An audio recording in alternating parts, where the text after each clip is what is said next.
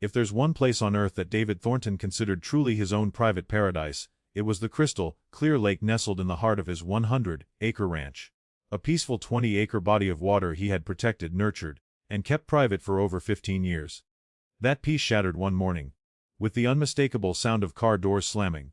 David was sipping his morning coffee on the porch when he looked up to see a minivan parked just outside his private gate. 4 people were unloading paddle boards, coolers, and even a Bluetooth speaker. They walked right past his PRI sign like it was invisible, chatting excitedly about their lake day. David stood up, calmly but firmly. "Excuse me. This is private property. The lake isn't open to the public." A woman in designer sunglasses turned to him, puzzled. "But we booked this online. Paid $75 for the day. Look." She held out her phone, showing a booking confirmation. Peaceful Waters Lake Access. David felt his stomach drop. That was his lake. And he had never authorized any such booking system. "Where exactly did you book this?" he asked, keeping his voice even. She scrolled through her browser, opening a link from the Riverside Estates A community page. It clearly advertised the lake as a new amenity for residents and guests. And the contact person, Karen, of course. David clenched his jaw and stared off in the direction of her house, where the HOA president lived behind a pristine white fence and a flagpole she personally installed. Karen had taken over the HOA 6 months earlier, and from day one, she had her sights set on his property. David had attended a few community meetings out of courtesy, and every time, Karen would drop suggestive hints. "Wouldn't it be lovely to expand our community amenities?" she'd say, looking straight at him. "That beautiful lake just sitting there." He always declined, politely but firmly. The lake was private. It was a sanctuary for native fish and waterfowl. But clearly, Karen wasn't a fan of hearing no, listing his lake online for public booking. This was something else entirely. David sent the confused family home with sincere apologies and a promise to resolve the issue. Then he stormed into his office and pulled up the AA website. And there it was, a sleek listing with photos taken from the roadside, tiered pricing options and fake 5-star reviews. The description read, "A new HOA partnership with local landowners to enhance community value." And the listed contact, Karen OA President. David printed every page and immediately called his attorney, Janet Morrison. Her voice was sharp with disbelief. "She's charging people to access your private property without consent.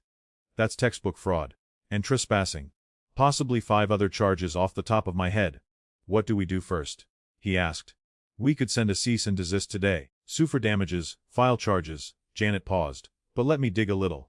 With people like this, a strategic counterattack usually works better." David nodded slowly. He knew Karen didn't respond to reason. She only respected power. And this time, he wasn't going to wait to react. He was going to move first. 3 days later, Janet called me back with the kind of excitement in her voice usually reserved for lottery winners. "David," she said, "you're not going to believe this." I sat up straight. "What is it?" "The Miller property. The 5-acre lot right next to your lake, and right behind Karen's house. Just hit the market." I nearly dropped the phone. I knew that land. It was the only legal access point from the Riverside Estates neighborhood to my lake. Whoever controlled that land controlled the gate to the water. "What exactly are you saying?" I asked, though I already had a feeling. "I'm saying," Janet replied with a sly grin in her voice, "buy it before Karen finds out." I didn't hesitate. "Do it. Now." That same evening, Janet connected me with a real estate attorney who specialized in anonymous purchases through LLCs. We created a new company called Pine Valley Investments to mask my identity. I wired the funds immediately, $20,000 over asking price, cash to ensure no delays, no counteroffers. Within 2 weeks, the deal closed. On paper, Pine Valley Investments now owned the only land that connected Riverside Estates to my lake. Karen had no idea. At 7:00 a.m. the next morning, a large construction truck rumbled onto the newly acquired Miller lot. The crew didn't waste a second. They began unloading lumber, concrete posts and power tools like they were on a military mission. By 7:30, the first holes were drilled. By 8:00, 8-foot tall wooden fence panels began rising, straight across the one and only pathway from the neighborhood to my lake. By 8:30, the once open space was now a towering barrier. I stood on my porch, sipping hot coffee, watching the fence go up like a general overseeing a flawlessly executed campaign. And then the storm came. At exactly 11:52 am, a silver luxury SUV screeched to a halt in front of the site. Tires squealed. Doors flew open. Karen burst out like a tornado in yoga pants and oversized sunglasses, her face already flushed with fury. "What the hell is going on here?" she shrieked, pointing at the newly erected fence. Roberto, the foreman, looked up with the calm patience of a man who dealt with many Karens before. "Installing a privacy fence, ma'am. All permitted. All legal." "This fence blocks community lake access!" she yelled. "Ma'am, this is private property. We're doing what the owner requested. I demand to speak to the owner." He handed her a business card. Pine Valley Investments. She read, glaring like the letters personally offended her. "What the hell is that?" What followed was predictable phone calls. Dozens of them. To the county recorder, the real estate agent, the sheriff's department, even the HOA board. She pieced it together eventually. That evening, Janet called me laughing. "You have to hear this voicemail." Karen's voice, shrill and cracking with rage, played over speaker. "I can't believe this is David Thornton's doing. This is harassment! That fence is illegal! It's blocking our community's lake access. I'm gonna sue. I'll have him arrested." I leaned back in my chair, smiled, and took a slow sip of coffee. Let her try, because Saturday morning, the real show began. 12 families showed up with printed reservations, coolers, umbrellas, and kids in tow, ready for their lake day. But instead of water, they found a towering wooden wall. Karen was there, trying to hold it together. She offered hasty refunds and excuses about a temporary issue, but every awkward word chipped away at her authority and her wallet. Then came Monday. An official letter from the HOA landed on my doorstep, demanding I tear down the fence for obstructing community amenities. My amenities? My lake, my land, not part of the OA. They scheduled an emergency board meeting for Wednesday, and I smiled, because that was exactly what I'd been waiting for. Wednesday evening arrived like the calm before a storm. The community center was packed, folding chairs pulled from storage, residents lining the walls, murmurs echoing off beige-painted concrete. Word had spread fast. David Thornton was going to war with Karen, and people were hungry for a reckoning. I stepped in with Janet beside me, holding a thick binder of evidence under her arm. Karen was already seated at the head of the board table, dressed to command, pearl earrings, crisp blazer, and that same smug look she always wore when she thought she had the upper hand. She banged the gavel with unnecessary force. "This emergency meeting," she began, "is to address the issue of unauthorized obstruction of community amenities, namely, the lake." That was my cue. I stood, calm and steady, and walked to the front of the room. "Before we begin," I said, "I'd like to clarify something important." I placed the binder down, opened it, and began handing out copies to each board member. "That fence," I said, "was built on land I now own. I purchased the Miller property, legally, through Pine Valley Investments. And that land, just like my lake, is not part of this HOA." Karen blinked, her lips parting slightly. "You, what?" "I own the Miller property," I repeated. "And I have every legal right to construct a fence on it." A ripple of whispers moved through the crowd. One elderly board member, Thomas, raised a trembling hand to adjust his glasses as he examined the deed in front of him. "This checks out," he murmured. "This is all recorded with the county. And that's only the beginning." I continued. "Let's talk about this so-called community amenity." I pulled out the screenshots. The fake booking page, the glowing reviews, the payment confirmations. "This listing," I said, holding up the photo of my lake, "was created without my permission. People were charged $75 to access my private lake, land outside HOA jurisdiction, without my consent." I passed out more documents. "Here are 37 signed statements from families who showed up expecting lake access. Here is security camera footage of trespassing, and here," I paused, holding up a printout, "is an email from Karen herself, accusing me of being selfish for not opening my land to the public." Karen's face had turned an impossible shade of purple. "I was trying to enhance community value," she burst out. "That lake was just sitting there, unused." "It's mine," I said firmly, "and you had no right to list it, charge for it, or profit from it." A sharp silence fell. Another board member, Sandra, leaned forward. "Karen," she said cautiously, "did you keep the money from these bookings?" "It was going to be deposited," Karen snapped. "I just hadn't gotten around to it." Thomas shook his head slowly. "If this was official HOA business, there should be records. Deposits, votes. There are administrative fees," Karen said, her voice cracking. "Show us," Sandra replied coldly. Karen faltered. That was the breaking point. Janet stepped forward, her voice calm but resolute. "My client is prepared to press charges: fraud, theft by deception, trespassing, harassment. But if this board takes appropriate action, we're willing to settle this civilly." The room exploded into chaos. Board members arguing over liability. Residents shouting about refunds. Someone yelled about calling the district attorney. Karen banged the gavel over and over, yelling about procedure. But no one was listening anymore. Eventually a vote was called. The decision: unanimous removal of Karen as HOA president. She wasn't even allowed to vote on her own behalf. She sat there trembling, her reign crumbling in front of everyone. But I knew this wasn't the end. No. This was just the collapse. What came next would be the reckoning. The moment Karen was officially removed from her position as HOA president, the room seemed to exhale all at once. A few residents clapped quietly. Others simply looked relieved, as if a storm had finally passed. But for me, that vote was just the beginning. Because Karen's actions had caused far more than just embarrassment or confusion. The next morning, Janet received a flood of calls from families who had paid for lake access through Karen's fake booking system. They weren't just demanding refunds. They wanted compensation for ruined weekends, travel costs, and the blatant deception. Then came the blow Karen likely never saw coming. The real estate agency where she worked part-time launched an internal ethics investigation. Clients had complained. Some said she'd misrepresented properties. Others claimed she pressured them with false HOA policies. Her photo disappeared from the agency's website within days. But the final twist came one quiet Thursday afternoon. I was fixing a loose plank on my dock when a well-dressed man approached, holding a thick envelope. "Excuse me," he said, "are you Karen?" I looked up, confused. "No, I'm David Thornton. Karen lives over in Riverside Estates." He checked his paperwork. "Right. But this lists her current address as the adjacent lot, the one owned by Pine Valley Investments." My stomach turned. I took the envelope, flipped through it, and realized what had happened.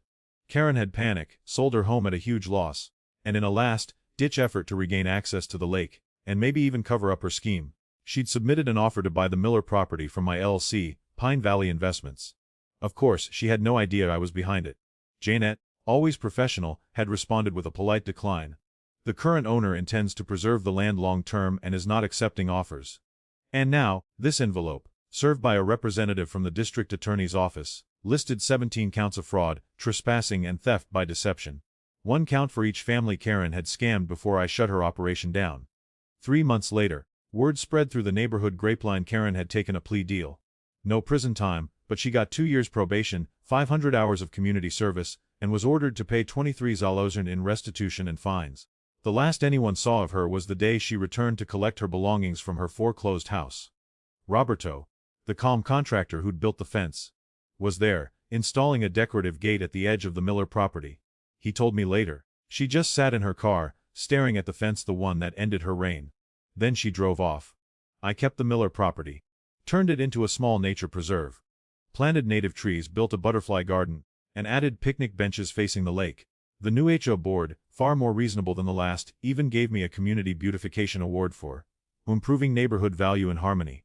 And as for the fence, I added a sign in elegant brass script. It reads, "Private property, protected, preserved, and never for sale." For weeks after Karen's fall from grace, the neighborhood buzzed with stories. Parents whispered her name at school pickups. Lawn chairs gathered around driveways became little courtrooms of gossip. But underneath all the noise, something unexpected was happening, something good. Without Karen's oppressive shadow looming over the HOA, people started talking to each other again. Not through complaint forms or HOA notices, but real conversations. Tom, who once got fined for having a basketball hoop visible from the street, stopped by to thank me. "She tried to find my son's dreams out of existence," he said with a laugh, shaking my hand. "That fence you built, that wasn't just lumber and nails. It was a line in the sand." Linda, the retired schoolteacher, brought over a tray of lemon bars. For years, I was scared to plant anything outside the allowed color palette. Now I've got purple lilacs and pink petunias blooming where fear used to grow. The community started reclaiming its identity, not from control, but through cooperation. But I wasn't done.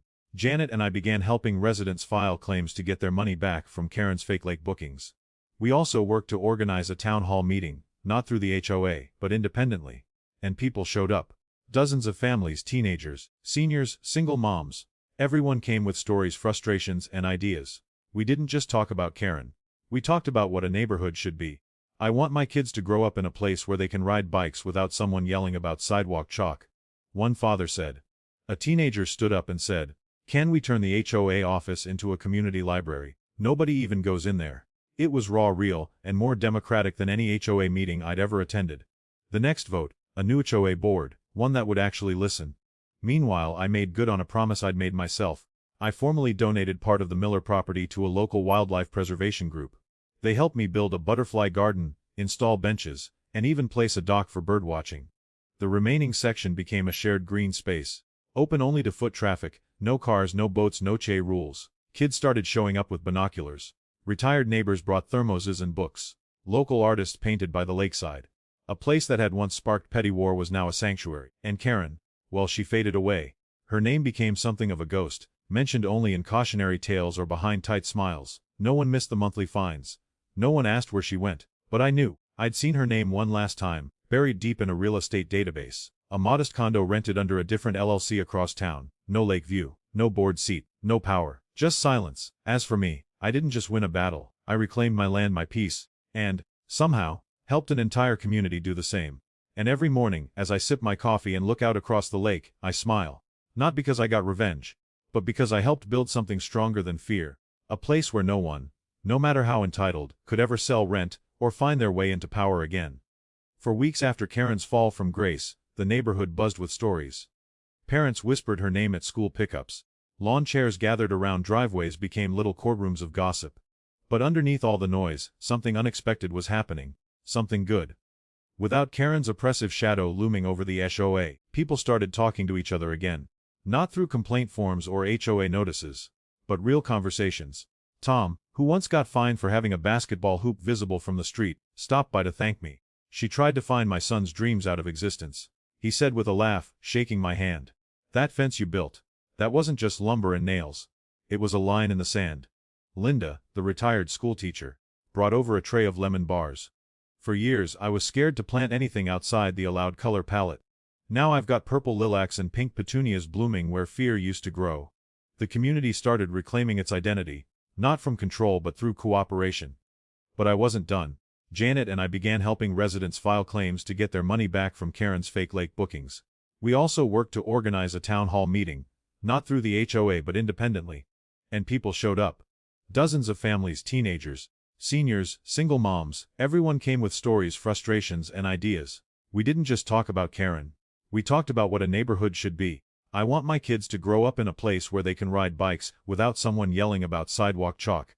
One father said. A teenager stood up and said, "Can we turn the HOA office into a community library? Nobody even goes in there." It was raw, more democratic than any HOA meeting I'd ever attended. The next vote. A new HOA board, one that would actually listen. Meanwhile, I made good on a promise I'd made myself. I formally donated part of the Miller property to a local wildlife preservation group. They helped me build a butterfly garden, install benches, and even place a dock for birdwatching. The remaining section became a shared green space, open only to foot traffic. No cars, no boats, no HO rules. Kids started showing up with binoculars. Retired neighbors brought thermoses and books. Local artists painted by the lakeside. A place that had once sparked petty war was now a sanctuary. And Karen, well, she faded away. Her name became something of a ghost, mentioned only in cautionary tales or behind tight smiles. No one missed the monthly fines. No one asked where she went. But I knew. I'd seen her name one last time, buried deep in a real estate database.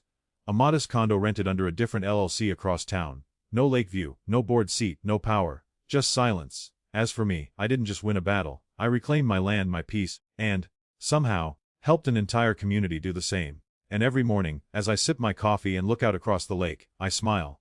Not because I got revenge, but because I helped build something stronger than fear. A place where no one, no matter how entitled, could ever sell, rent, or find their way into power again. Karen vanished from Riverside Estates as if she'd never existed. No farewell, no announcement. Her once pristine house, the seat of her HOA dominion, was sealed by the bank and listed for sale. For weeks it sat untouched, draped in silence, like a relic of a regime that had finally collapsed.